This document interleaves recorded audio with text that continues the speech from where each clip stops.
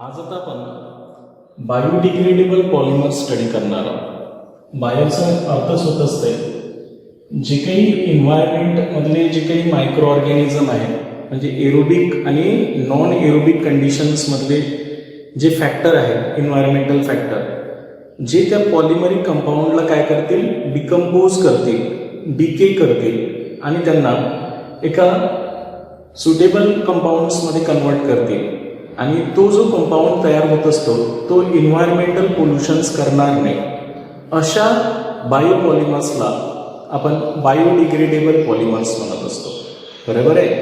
म्हणजे जे आपल्या एन्व्हायरमेंटमध्ये पॉलिमर्स पोल्युशन कॉज नाही करतील, म्हणजे पोल्युशन फ्री पॉलिमर्स असतील तर त्यांना आपण बायोडिग्रेडेबल पॉलिमर्स म्हणतो.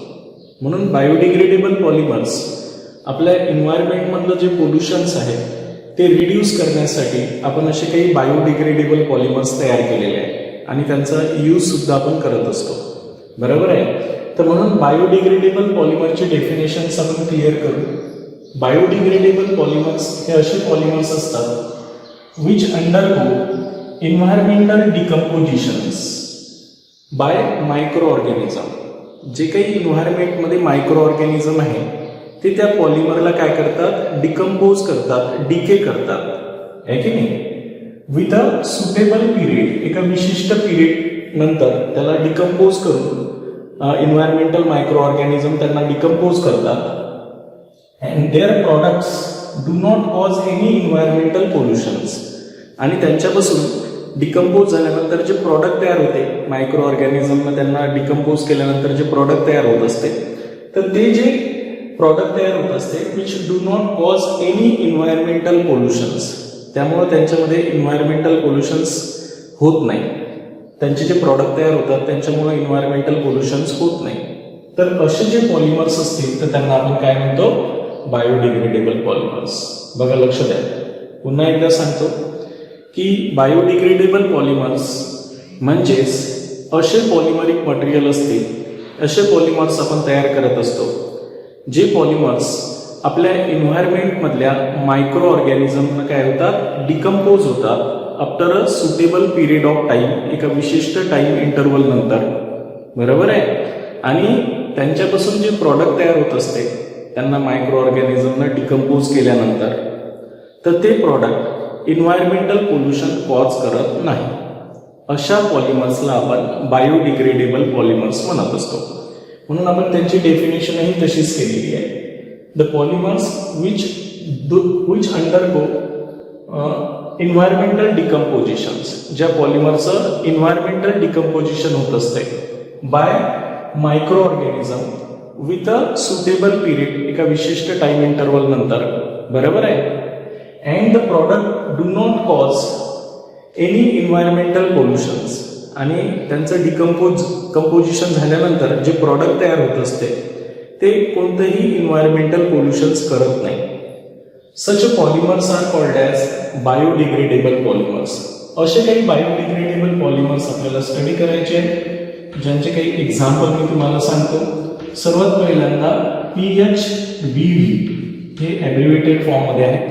याला आपण पॉलिहायड्रॉक्सी, म्हणजे यालाच आपण काय म्हणणार आहोत, पॉलिहायड्रॉक्सी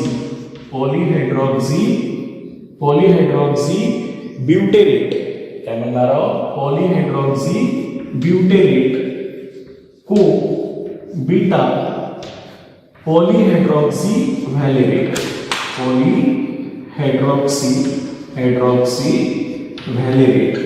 व्हॅलेरेट असं याचं नाव असतं. ठीक आहे. हे PHBV नावाचा एक पॉलिमर्स आहे, म्हणजे ज्याला आपण पॉलिहायड्रॉक्सी ब्युटेरेट को बीटा हायड्रॉक्सी व्हॅलेरेट असं म्हणतो. सेकंड आपण जो बायोडिग्रेडेबल पॉलिमर स्टडी करणार आहोत तो आहे डेक्स्ट्रॉन. कोणता आहे, डेक्स्ट्रॉन नावाचा पॉलिमर्स आहे. आणि थर्ड जो बायोडिग्रेडेबल पॉलिमर्स आपण स्टडी करणार आहोत तो आहे नायलॉन 2 नायलॉन 6 या प्रकारचा. आता नायलॉन म्हटलं की पॉलिअमाइड पॉलिमर्स आहे, तर हे वरचे जे दोन पॉलिमर्स आहेत हे पॉलिएस्टर पॉलिमर्स आहेत.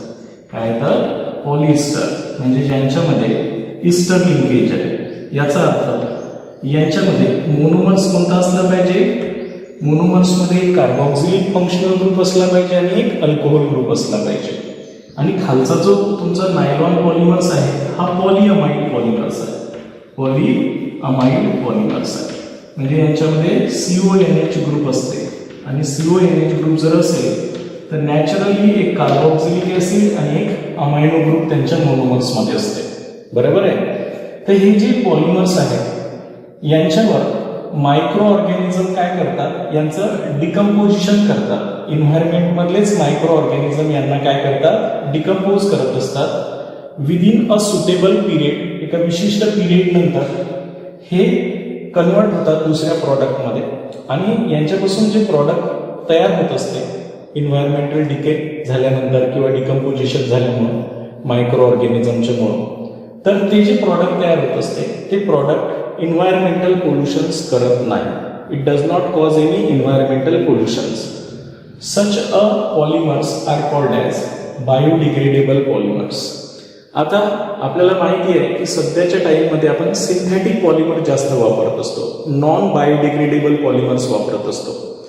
नॉन बायोडिग्रेडेबल पॉलिमर्सही आपल्याला माहिती करायची असतात, पण पहिल्यांदा आपण बायोडिग्रेडेबल पॉलिमरचे प्रिपरेशन्स कंप्लीट समजून घेणार आहोत. या तीनही बायोडिग्रेडेबल पॉलिमरचे जे आपल्या इन्व्हायरमेंटल पोल्युशन्स कॉज करत नाहीत, आहे की नाही, असे पॉलिमर्स आपण सुरुवातीला स्टडी करणार आहोत. आणि आपलं काम आहे की आपल्या इन्व्हायरमेंटला जर आपल्याला काय करायचं असेल, वाचवायचं असेल, तर आपल्याला मॅक्झिमम हे बायोडिग्रेडेबल पॉलिमर्स यूज करावं लागेल. बरोबर आहे. मिनिमम यूज आपल्याला कशाचा करावं लागेल, सिंथेटिक पॉलिमरचा.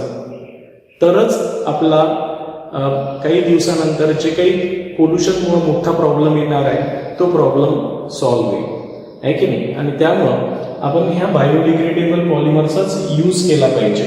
ठीक आहे. तर आता वन बाय वन एक एक बायोडिग्रेडेबल पॉलिमर्स आपण कम्प्लीट प्रिपरेशन्स पाहू. सुरुवातीला PHBV, पॉलीहायड्रॉक्सी ब्युटेरेट को बीटा हायड्रॉक्सी व्हॅलेरेट, डेक्स्ट्रॉन, हे दोन्हीही पॉलिएस्टर पॉलिमर्स पाहणार आहोत. आणि नंतर नायलॉन 2, नायलॉन 6 हे पॉलिमर स्टडी करणार आहोत. बघा, तर हे झालं तुमचं बायोडिग्रेडेबल पॉलिमरची डेफिनेशन्स आणि बायोडिग्रेडेबल पॉलिमरचं एक्झाम्पल्स. त्यानंतर आपण बायोडिग्रेडेबल पॉलिमर्समध्ये आता सुरुवातीचा जो पहिला पॉलिमर स्टडी करणार आहोत बायोडिग्रेडेबलमध्ये ते आहे PHBV, आहे की नाही. त्यालाच आपण काय म्हणत असतो, पॉलीहायड्रॉक्सी, पॉलीहायड्रॉक्सी, पॉलीहायड्रॉक्सी, पॉलीहायड्रॉक्सी, हायड्रॉक्सी, पॉलीहायड्रॉक्सी ब्युटेरेट, ब्युटेरेट याचा अर्थ याच्यामध्ये ब्युटेरिक ऍसिड असेल, आहे की नाही. पॉलीहायड्रॉक्सी ब्युटेरेट को बीटा हायड्रॉक्सी, हायड्रॉक्सी व्हॅलेरेट, व्हॅलेरेट म्हणजे व्हॅलेरिक ऍसिड असेल त्यांच्यामध्ये. ज्या हे पॉलिएस्टर पॉलिमर्स आहे, बघा लक्षात ठेवायचं आहे, टेक्निकली लक्षात ठेवायचं आहे. पॉलिएस्टर पॉलिमर्स आहे म्हणजे यांच्यामध्ये कोणती लिंकेज आहे, इस्टर लिंकेज आहे. आणि ज्या यांच्यामध्ये इस्टर लिंकेज आहे ते यांच्या मोनोमर्समध्ये लक्षात ठेवायचं आहे की ज्यांच्यामध्ये इस्टर लिंकेज असते तर त्यांच्या मोनोमर्समध्ये काय असणार आहे, कार्बोक्सिलिक ग्रुप तर असणारच आहे आणि दुसराही कोणता ग्रुप असणार आहे, अल्कोहोलिक ग्रुप असेल, तरच यांच्यापासून हा इस्टर लिंकेज तयार होत असेल. आणि म्हणूनच यांच्यामध्ये जे मोनोमर्स यूज होत असतात ते आपल्याला पहिल्यांदा समजून घ्यायचे आहे. तर मोनोमर्स यूज इन PHBV, पॉलीहायड्रॉक्सी ब्युटेरेट को बीटा हायड्रॉक्सी व्हॅलेरेट. या पॉलिमर्समध्ये जे मोनोमर्स यूज करतो, पहिला मोनोमर्स आपण बीटा हायड्रॉक्सी, बघा लक्षात ठेवायचं आहे, बीटा हायड्रॉक्सी ब्युटेरिक ऍसिड, ब्युटेरिक ऍसिड याच्या नावातच आहे. एक आपण ऍसिड तर यूज करणारच आहोत पण त्याच्यामध्ये हायड्रॉक्सी ग्रुपही घेणार आहोत बीटा पोझिशन्सला. ब्युटेरिक ऍसिड किंवा ब्युटेरिक ऍसिड म्हणतो आपण. कळून राहिलं मी काय सांगितलं आहे ते. तर आपण जे याच्यामध्ये मोनोमर्स यूज करणार आहोत ते आहे, पहिला मोनोमर्स आपण कोणता यूज करणार आहोत, बीटा हायड्रॉक्सी ब्युटेरिक ऍसिड, ब्युटेरिक ऍसिड हा पहिला मोनोमर्स यूज करणार. बरोबर आहे, बघा लक्षात येते. एकदा व्यवस्थित सांगतो मी पुन्हा. आपण पहिला बायोडिग्रेडेबल पॉलिमर जो स्टडी करणार आहोत तो आहे PHBV. PHBV ला आपण लॉंग फॉर्म मध्ये म्हणणार आहोत पॉलीहायड्रॉक्सी ब्युटेरेट को बीटा हायड्रॉक्सी व्हॅलेरेट. आता हा जो PHBV आहे हे पॉलिस्टर पॉलिमर्स आहे. पॉलिस्टर पॉलिमर्स आहे म्हणजे ज्यांच्यामध्ये इस्टर लिंकेज आहे. आणि आपल्याला एक जनरल इन्फॉर्मेशन माहिती आहे की इस्टर जर एखाद्या पॉलिमर्समध्ये असेल तर त्यांच्या मोनोमर्समध्ये इस्टर तयार होण्यासाठी कार्बॉक्सिलिक ऍसिड आणि अल्कोहोलिक ग्रुप असणं आवश्यक आहे. आता याच्या नावातच यांचा मोनोमर्स आहे. आता ब्युटेरेट हा इस्टर आहे तर हे ऍसिड पासून तयार झाला असेल म्हणजे ब्युटेरिक ऍसिड असलाच पाहिजे. आणि हायड्रॉक्सी ग्रुप जरी असला पाहिजे, हायड्रॉक्सी ग्रुपही असला पाहिजे. म्हणून आपण पहिला जो मोनोमर्स आपण यांच्यामध्ये यूज करणार आहोत तो आपल्याला त्याच्या नावातच माहिती पडते की याच्यामध्ये मोनोमर्स कोणता आहे. बरोबर आहे. ब्युटेरेटचा अर्थ आहे ब्युटेरिक ऍसिड असलाच पाहिजे आणि हायड्रॉक्सी ग्रुप असला पाहिजे. तर याच्यामध्ये पहिला मोनोमर्स आहे आपला बीटा हायड्रॉक्सी ब्युटेरिक ऍसिड. काय राहणार आहे? ब्युटेरिक ऍसिड हा पहिला मोनोमर्स राहणार आहे. याच्यामध्ये याचा फॉर्म्युला ड्रॉ करतो मी. ब्युटेरिक ऍसिडचा अर्थ काय होत असते? 4 कार्बन ॲटम, 1 2 3 4 अशा प्रकारे. आणि हा तुमचा अल्फा कार्बन आहे, हा तुमचा बीटा कार्बन आहे. त्यांचं म्हणणं आहे की बीटा पोझिशन्समध्ये कोणता ग्रुप आहे? हायड्रॉक्सी ग्रुप आहे. म्हणून बीटा हायड्रॉक्सी ब्युटेरिक ऍसिड हा यांच्यामधला मोनोमर्स आहे. प्रत्येक कार्बनची व्हॅलन्सी 4 करा. हा झाला बीटा हायड्रॉक्सी ब्युटेरिक ऍसिड. यांचं जर IUPAC नाव देतो म्हटलं तर काय होते? 1 2 3 4 3 हायड्रॉक्सी ब्युटेनॉइक ऍसिड. काय म्हणणार आहात तुम्ही? 3 हायड्रॉक्सी, यालाच आपण IUPAC मध्ये 3 हायड्रॉक्सी ब्युटेनॉइक ऍसिड असंही म्हणतात. ठीक आहे. तर हे यांच्यामधला मोनोमर्स आहे एक. सेकंड मोनोमर्स आहे यांच्या नावात आहे व्हॅलेरेट. व्हॅलेरेट म्हणजेच 5 कार्बन असलेला इस्टर आहे. पण आपल्याला मोनोमर्स मध्ये ऍसिड असणारच आहे कारण इस्टर बनण्यासाठी ऍसिड आणि अल्कोहोलच पाहिजेच त्याच्यातून. आणि म्हणून यांच्यामधला जो दुसरा मोनोमर्स आहे तो आहे तुमचा सेकंड मोनोमर, तो आहे बीटा हायड्रॉक्सी. आता हे व्हॅलेरेट आहे म्हणजे व्हॅलेरिक ऍसिड पासून तयार झाला असेल म्हणून व्हॅलेरिक ऍसिड आहे की नाही. आता व्हॅलेरिक ऍसिड म्हणजे 5 कार्बन वाला ऍसिड आहे. मी 5 कार्बन काढतो, 1 2 3 4 5. त्यानंतर हा अल्फा कार्बन, हा बीटा कार्बन. या बीटा कार्बनला मी काय अटॅच करणार होता? Hydroxy group. ठीक आहे. आणि प्रत्येक कार्बनची व्हॅलन्सी 4 करून टाका, झाला तो फॉर्म्युला आहे की नाही. तर हा झाला तुमचा बीटा हायड्रॉक्सी व्हॅलेरिक ऍसिड. ठीक आहे. IUPAC नाव काय देसाल याला? 1 2 3 4 5 3 हायड्रॉक्सी पेंटेनॉइक ऍसिड. यालाच काय म्हणसाल? 3 हायड्रॉक्सी पेंटेनॉइक ऍसिड असं सुद्धा आपण याला म्हणणार. आता यांचं प्रिपरेशन्स करू आपण. बघा लक्षात ठेवायचं आहे, प्रिपरेशन्स करत असताना टेक्निकली तुमच्या लक्षात आलंच असेल. इस्टर बनवायचा असेल तर यांचा COOH ग्रुप याच्या OH च्या समोर आणावं लागेल आणि हा OH ग्रुप या COOH च्या ग्रुपच्या समोर आणावं लागेल. तर मी पहिला मोनोमर घेतो बीटा हायड्रॉक्सी ब्युटेरिक ऍसिड. पण आता लिहित असताना लक्षात ठेवायचं आहे हा तुमचा COOH आहे, हा अल्फा कार्बन ॲटम आहे, हा तुमचा बीटा कार्बन ॲटम आहे आणि हा चौथा कार्बन ॲटम आहे की नाही. ब्युटेरिक ऍसिड म्हटलं की 4 कार्बन, 1 2 3 4. मी थोडा टर्न करून लिहिला तर हा जो बीटा पोझिशन्स आहे त्याचा OH मी असा फ्रंट समोर लिहितो. हे तुमचा बीटा पोझिशन्स होते आहे की नाही.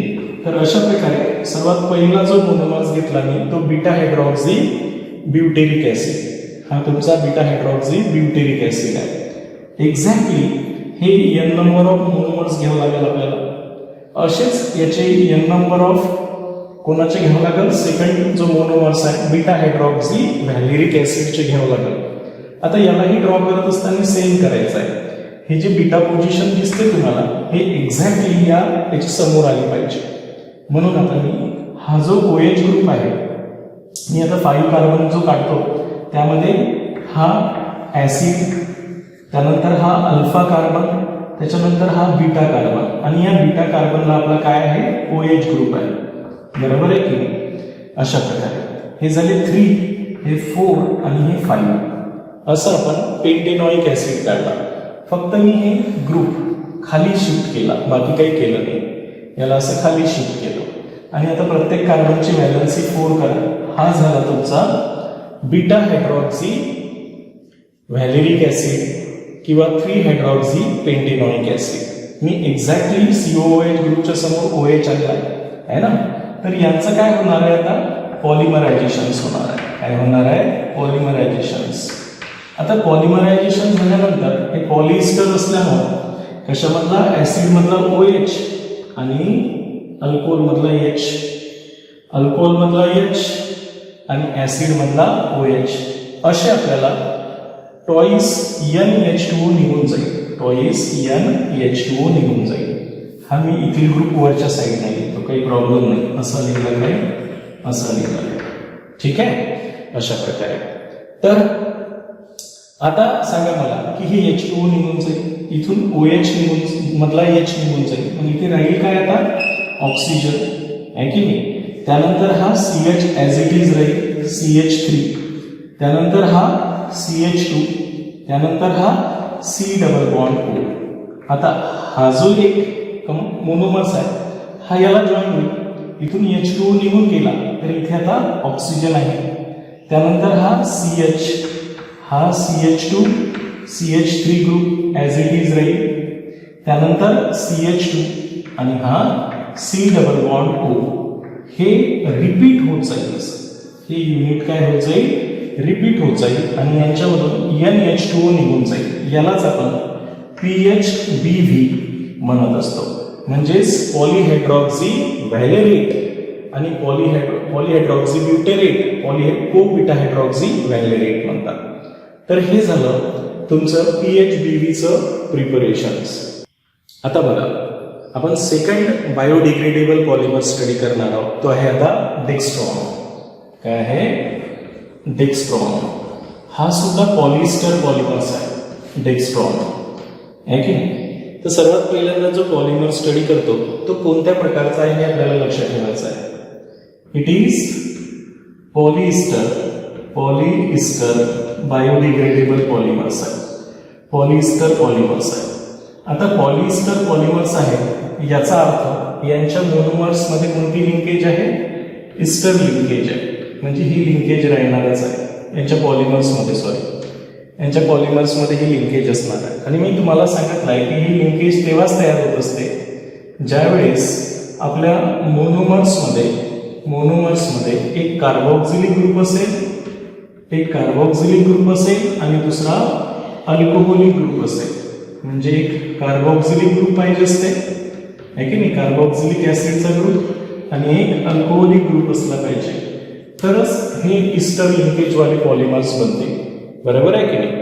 त्यामुळे डेक्स्ट्रॉन सुद्धा आपला पॉलिएस्टर पॉलिमर्स आहे. त्याच्यामुळे यांच्यामध्ये जे मोनोमर्स यूज करणार आहोत आपण मोनोमर्स, तर त्यांच्यामध्ये हायड्रॉक्सी ग्रुपही असेल आणि कार्बोक्सिलिक ऍसिड एक ग्रुप असेल.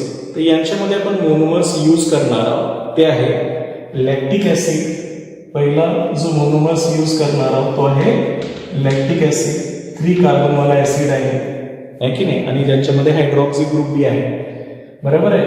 मग आता मी लॅक्टिक ऍसिडचा फॉर्म्युला काढतो. 1 2 3. हायड्रॉक्सी ग्रुपही असते याच्यात आणि कार्बोक्सिलिक ऍसिडचा ग्रुप असतो. एक हायड्रॉक्सी ग्रुप सुद्धा आहे याच्यामध्ये आहे ना. तर याला आपण लॅक्टिक ऍसिड म्हणत असतो. काय म्हणतो लॅक्टिक ऍसिड. IUPAC मध्ये नाव द्यायचं असेल तर 2 हायड्रॉक्सी प्रोपेनॉइक ऍसिड. बरोबर आहे. यालाच आपण काय म्हणू शकतो 2 हायड्रॉक्सी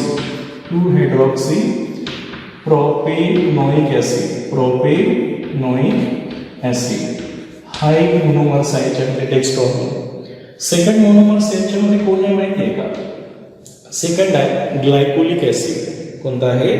ग्लायकोलिक ऍसिड. 2 कार्बनवाला ग्लायकोलिक ऍसिड. आता हा ग्लायकोलिक ऍसिड म्हणजे 2 कार्बनवाला आहे. तर ज्यांच्यामध्ये 2 कार्बन आहे असे आणि एक कार्बोक्सिलिक ग्रुप आहे आणि एक हायड्रॉक्सिल ग्रुप आहे की नाही? कारण राहणारच आहे. एक ऍसिड ग्रुप पाहिजे आणि एक अल्कोहोलिक ग्रुप पाहिजे. हे 3 कार्बनवाला आहे, हे 2 कार्बनवाला. असे 2 मोनोमर्स आहेत डेक्स्ट्रॉनमध्ये. या डेक्स्ट्रॉनमध्ये एक डी म्हणजे टी म्हणजे 2 आणि डेक्स्ट्रॉन अशा प्रकारे 2 आणि 3 आहे याच्यामध्ये. तर त्याच्यामुळे 2 कार्बनवाला एक लॅक्टिक ऍसिड आहे आणि दुसरा आहे ग्लायकोलिक ऍसिड, किंवा याला आपण 2 हायड्रॉक्सी इथेनॉइक ऍसिडही म्हणतो. काय म्हणसाल?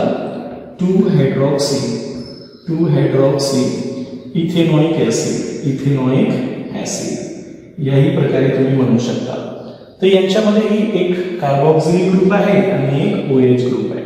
असे हे 2 मोनोमर्स आपण यांच्यामध्ये वापरत असतो.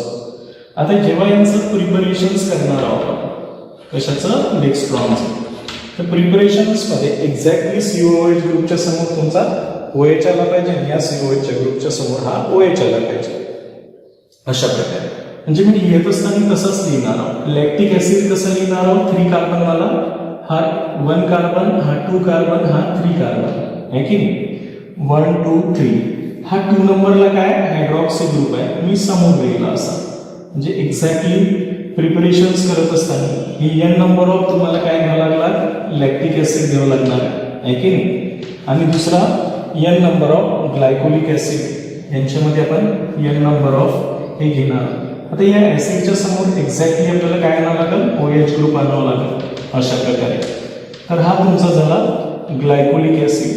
आता यांचं जेव्हा पॉलिमरायझेशन्स होईल, काय करणार आहोत आपण? यांचं पॉलिमरायझेशन्स. तर पॉलिमरायझेशन जेव्हा होईल आता यांचं, तर यांच्यामधून काय होणार आहे? हा ऍसिड मधला OH ग्रुप आणि अल्कोहोल मधला H निघून जाईल. या अल्कोहोल मधला H दुसऱ्या मोनोमर सोबत निघून जाईल आणि या ऍसिड मधला OH. आणि यांच्यापासून कंडेन्सेशन पॉलिमर्स असल्यामुळे टॉईस H2O निघून जाईल. हे याच्यातून एका 2 मोनोमर जॉईंट होतात तेव्हा, आहे की नाही? तर टॉईस n टाइम्स H2O निघून जाईल जेवढे मोनोमर्स असेल त्यांच्यापासून.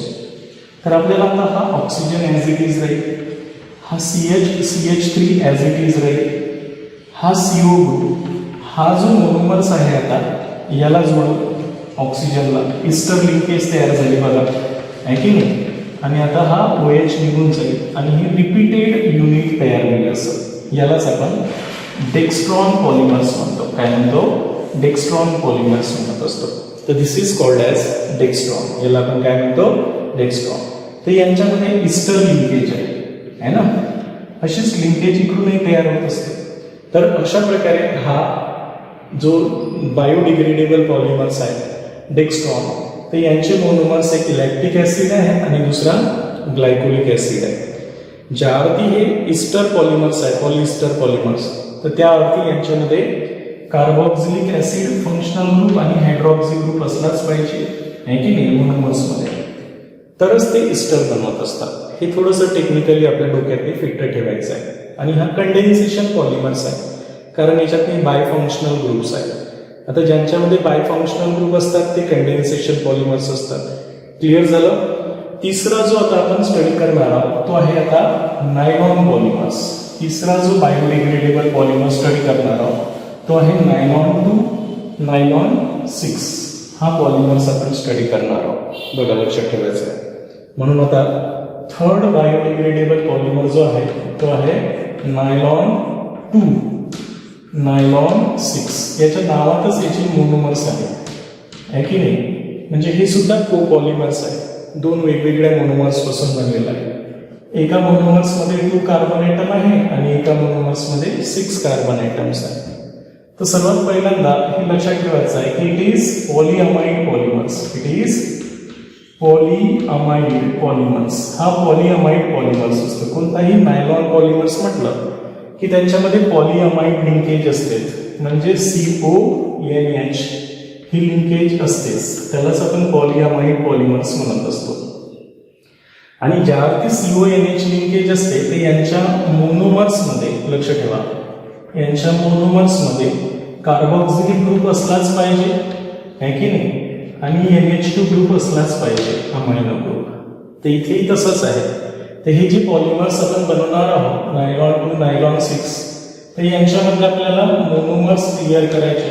तर यांच्यामध्ये हे जे 2 आहे नायलॉन 2, तर हे 2 कार्बनवाला एक मोनोमर्स असेल. हे 2 इंडिकेट करते, आहे की नाही. 2 काय इंडिकेट करते की यांच्या मोनोमर्समध्ये 2 कार्बन आहे आणि एका कार्बनला कार्बोक्सिलिक ग्रुप आहे, तर दुसऱ्या कार्बनला याच्या कोणता ग्रुप आहे, NH2 ग्रुप आहे. असं असणारच आहे की नाही. तर हा वाला कंपाऊंड तुमच्या ओळखीचा आहे. अल्फा पोझिशन्सला अमायनो ऍसिड आहे, सर्वात छोटा अल्फा अमायनो ऍसिड ज्याचं नाव आहे ग्लायसिन. काय म्हणतात त्याला, ग्लायसिन. हा एक मोनोमर्स यूज करतो आपण. हे 2 इंडिकेट करते की यांच्यामध्ये 2 कार्बन असलेला ग्लायसिन मोनोमर्स आहे. आता हे 6 कार्बन काय इंडिकेट करणार आहे की यांच्यामध्ये असा 1 2 3 4 5 आणि 6 कार्बनवाला ऍसिड आहे की नाही. म्हणजे हा OH आणि हा NH2. ज्यावरती ही कंडेन्सेशन पॉलिमर्स आहे, म्हणजे यांच्यामध्ये बायफंक्शनल ग्रुप आहेच. तर CH2 CH2 CH2 CH2 CH2 हे 5 टाइम्स लिहिणार आहात तुम्ही. हे झाला alpha beta gamma delta omega, म्हणून याचं नाव आहे omega amino. Omega amino caproic acid. Caproic acid 5 कार्बनवाले ऍसिड आपण कॅप्रोइक ऍसिड म्हणत असतो. सॉरी 6 कार्बन असणार आहे. 6 कार्बन असणारे ऍसिड आपण कॅप्रोइक ऍसिड म्हणतो. आणि हे ओमेगा पोझिशन्सला अमायनो ग्रुप आहे. म्हणून यांच्यामधले 2 मोनोमर्स आहेत, एक ग्लायसिन आणि दुसरा आहे ओमेगा अमायनो कॅप्रोइक ऍसिड. आता यांचं जेव्हा आपण प्रिपरेशन्स करणार आहोत, प्रिपरेशन जेव्हा आपण या बायोडिग्रेडेबल पॉलिमरचं करू, तर हे मोनोमर्स एक्झॅक्टली कंडेन्सेशन करणार आहे. तर एक मी ग्लायसिन काढतो इथे, बघा लक्षात ठेवायचं आहे. हा ग्लायसिन 2 कार्बनवाला नायलॉन 2 मध्ये, आणि दुसरा आपण कोणता घेणार आहोत, N number of Glycine molecule बेसन आणि ओमेगा अमायनो कॅप्रोइक ऍसिड. तर याच्यासमोर एक्झॅक्टली NH2 ग्रुप आणायचा आहे तुम्हाला. आता हे CH2 मी 5 टाइम्स आहेत, म्हणून CH2 5 times C double bond OH असं लिहिणार आहोत. आणि ज्यावेळेस यांचं पॉलिमरायझेशन होईल, म्हणजे यांचं कंडेन्सेशन पॉलिमरायझेशन होईल, त्यावेळेस काय होणार आहे की नाही, हे OH ग्रुप आणि इथून H निघून जाते. याच्यामधला H आणि यांच्यामधला OH ग्रुप रिमूव्ह होऊन जाईल. काय होणार आहे, एक H2O आणि एक H2O, म्हणजे टॉईस NH2O. जेवढे मोनोमर्स असतील त्यांच्या double number of water molecule निघून जाईल. आणि आपल्याला काय तयार होईल, एक NH CH2 C double bond O NH. इथे काय होईल, CH2/5. इथे काय येईल, C डबल बॉन्ड O. असा पॉलिमरिक केमिकल कंपाऊंड्स तयार होईल. बरोबर आहे की नाही. ज्यांच्यामध्ये 2 मोनोमर्स आहे, एक 2 वाला आणि एक 6 कार्बन वाला. ठीक आहे. तर याला म्हणूनच आपण म्हणतो नायलॉन 2 नायलॉन 6 असा हा बायोडिग्रेडेबल पॉलिमर्स तयार होईल. क्लिअर झालं. तर this is the preparations of nylon 2 nylon 6. हे नायलॉन 2 नायलॉन 6चं प्रिपरेशन्स आहे. तर हे तिसरा बायोडिग्रेडेबल पॉलिमर्स होता आपल्याला, जो आपल्या सिलेबसमध्ये आहे. त्यानंतर हे झाल्यानंतर आपल्याला बायोडिग्रेडेबल पॉलिमरचे काही युजेस समजून घ्यायचे. तर बायोडिग्रेडेबल पॉलिमर्स आपण कशासाठी यूज करत असतो माहिती आहे का, की आपल्याला माहिती आहे की मेडिकल वेस्ट खूप आहे आजकाल. जे आपण मेडिकलमधून पाहतो की खूप सारे जे पॉलिमरिक मटेरियल आपण वापरून राहिलो आहे ना. तर जसं सिरिंज असते, बरेचसे टॅबलेट्स आहे, कॅप्सूल्स आहे, जे आपण कॅप्सूल खातो त्याच्यामध्ये प्लॅस्टिक सारखं मटेरियल वाटते आपल्याला. असं वाटते की आपल्या पोटात गेलं तर ते प्लॅस्टिक तसंच्या तसं राहील, पण ते बायोडिग्रेडेबल पॉलिमर्स आहे. काही वेळातच ते डिकम्पोज होत असते. आपल्या बॉडीमध्ये जे काही मायक्रो ऑर्गॅनिझम आहे ते त्याला डिकम्पोज करतात. ओके. आणि म्हणून biodegradable polymers are use in orthopaedic devices. Orthopaedic devices बनवण्यासाठी यांचा यूज होत असते. इन प्लांट बरेचसे सर्जरीमध्ये आपण इम्प्लांट्स करण्यासाठी जे मटेरियल वापरतो त्याच्यामध्ये यूज होत असते. Structures and drugs releasing materials. Drugs releasing material म्हणजे कॅप्सूल वगैरे किंवा structures and drugs releasing capsule बनवण्यासाठी, मटेरियल्स बनवण्यासाठी कशाचा यूज होत असते? या बायोडिग्रेडेबल पॉलिमरचा. तुम्हाला जर विचारलं असतं की नॉन बायोडिग्रेडेबल पॉलिमर्स म्हणजे काय, तर the polymers which do not undergo environmental decompositions. ज्या पॉलिमरचं इन्व्हायरमेंटल डिकम्पोजिशन होत नाही है ना, and they cause a pollutions in the environment. ते पोल्युशन इन्व्हायरमेंटमध्ये करत असतात. तर such polymers are called as non biodegradable polymers. आणि नॉन बायोडिग्रेडेबल पॉलिमर्स कोणते आहेत? जसं PVC आहे, पॉलिथिन आहे. जेवढेही आपण सिंथेटिक पॉलिमर्स पहिले स्टडी केले हे नॉन बायोडिग्रेडेबल पॉलिमर्स आहेत. म्हणजे वर्षानुवर्ष जमिनीमध्ये ते जशाला तसे राहतात आणि they cause soil pollutions as well as environmental pollutions. Okay, तर this is all about this chapter polymers. हे आपलं 12th NCERT प्लस बोर्ड या दोन्ही कॉम्बिनेशन्समध्ये मी शिकवलेलं हे चॅप्टर आहे. आणि इथे आपलं हे पॉलिमर चॅप्टर कंप्लीट होते. हे पूर्णच लेक्चर मी यांचे बनवलेले आहे. तुम्ही यांचे लेक्चर्स आणि नोट्स माझी आणि यांच्यामधले ऑब्जेक्टिव्ह यांचं जर वेल कॉम्बिनेशन्स केलं तर मला असं वाटते की तुम्ही टेक्निकली जर याच्यावर व्यवस्थित विचार केला, मी जसं टेक्निकली तुम्हाला समजावून सांगण्याचा प्रयत्न केला, त्या सर्व जर तुम्ही फोकस केलं तर मला असं वाटते की कोणताही ऑब्जेक्टिव्हचा क्वेश्चन्स तुम्ही सॉल्व्ह करू शकता. थोडेफार काही कंपाऊंडचे मोनोमर्स जे आहेत ते आपल्याला लक्षात ठेवायचे असतात. ते एक चार्ट म्हणून लक्षात ठेवायचे आणि जेव्हा आपण ऑब्जेक्टिव्ह सोडवतो तर तो चार्ट आपल्या समोर ठेवायचा. पहिल्याच अटेम्प्टमध्ये ते पाहून सोडवले तरी चालते त्या चार्टवर. नंतर सेकंड अटेम्प्टमध्ये आपोआपच आपल्याला रिमाइंड होते की हे आन्सर याचं आहे. ठीक आहे, तर अशा प्रकारे प्रिपरेशन्स करा.